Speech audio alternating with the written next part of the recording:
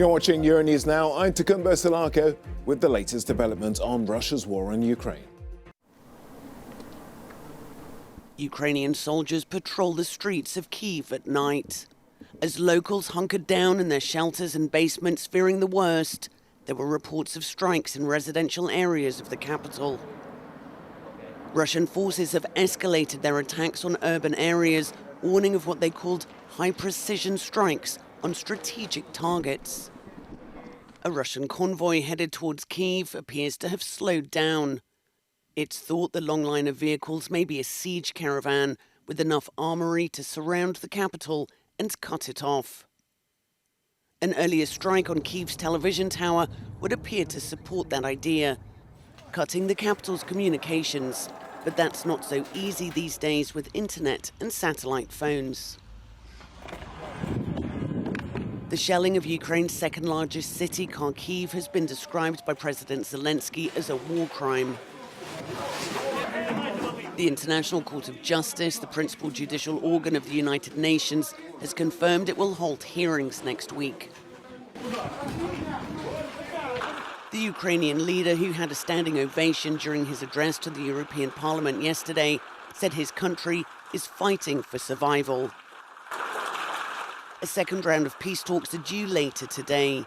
President Zelensky has one demand.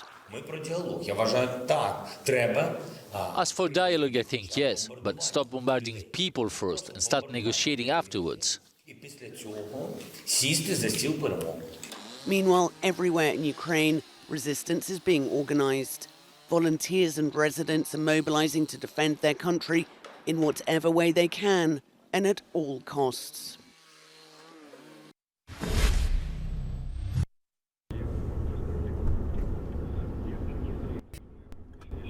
The Ukrainian capital is bracing for war. As Russian troops are closing in, checkpoints and barricades are everywhere in and around the city. Alongside the National Army are scores of volunteers enrolling with the Territorial Defense Forces, the reserve troops of the Ukrainian Armed Forces, coming from all fields of life.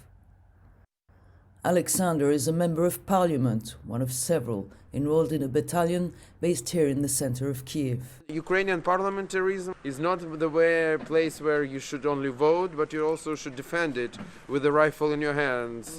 Your right to vote and to have democracy. This is Kalashnikov, and if Russians will enter the city, I will do my best. If Russian tanks venture to the city center, this slogan, paraphrasing Ukrainian soldiers on a small island on the Black Sea when asked to surrender by a Russian warship, is here to warn them. Right now, this is exactly what all Ukrainians are saying to Russians. Go to hell, leave us alone.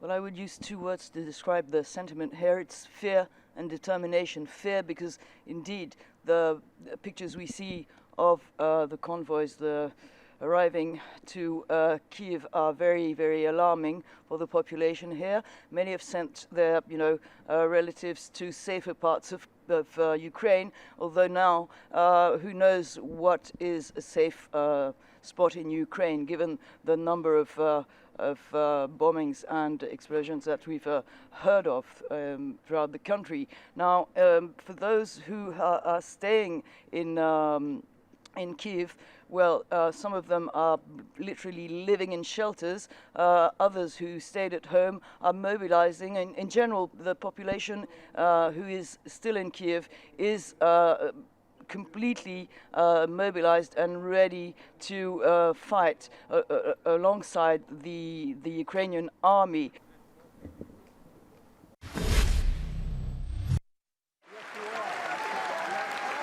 He may not have expected to, but U.S. President Joe Biden found himself delivering his first State of the Union address in the spirit of being a wartime president. Of course, the U.S. economy was there in various policies, including to check inflation and raise the minimum wage.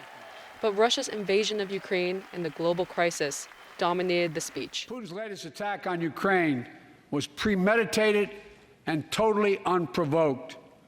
He rejected repeated repeated efforts at diplomacy. He thought the West and NATO wouldn't respond. He thought he could divide us at home, in this chamber, in this nation. He thought he could divide us in Europe as well.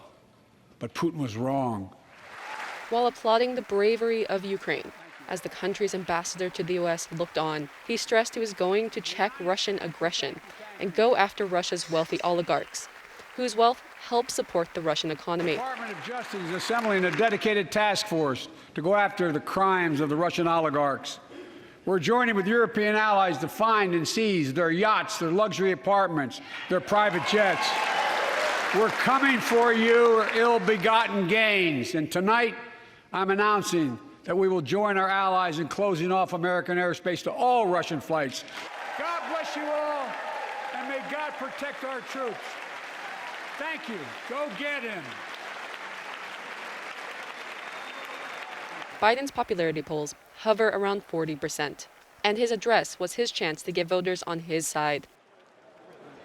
His message was that the U.S. is emerging out of the pandemic and to convey a sense of economic confidence. But like his audience, no one could have anticipated that emergence would come during a war in Europe.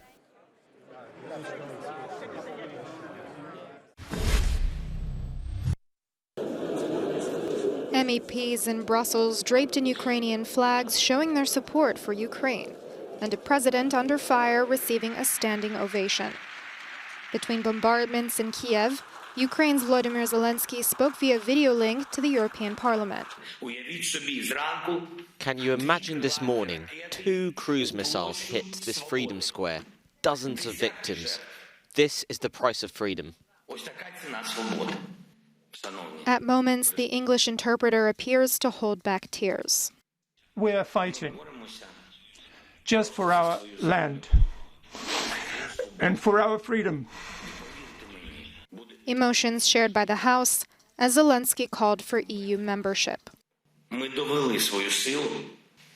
We've proven our strength, proved that you are together with us.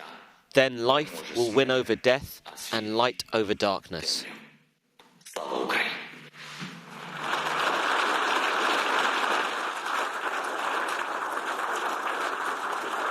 MEPs have now adopted a resolution calling on Russia to stop the war, for the EU to boost humanitarian aid and grant Ukraine candidate country status.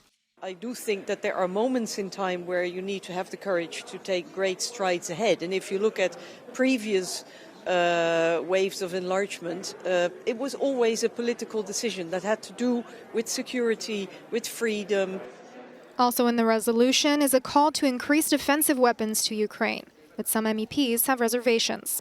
Because that would threaten also a further escalation of the war, that it becomes an international conflict, and that might immediately develop into a large-scale war or one of the bigger wars in Europe involving also other countries. Outside the parliament, a demonstration to keep pressure on the people in power. And on the other side of the building, the yellow and blue of Ukraine's national colors, echoing the same yellow and blue of the European Union's flag.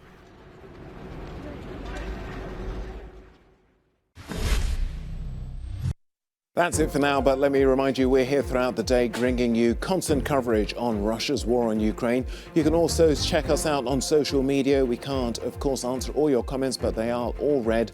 And don't forget, you can get the latest also on our website, euronews.com.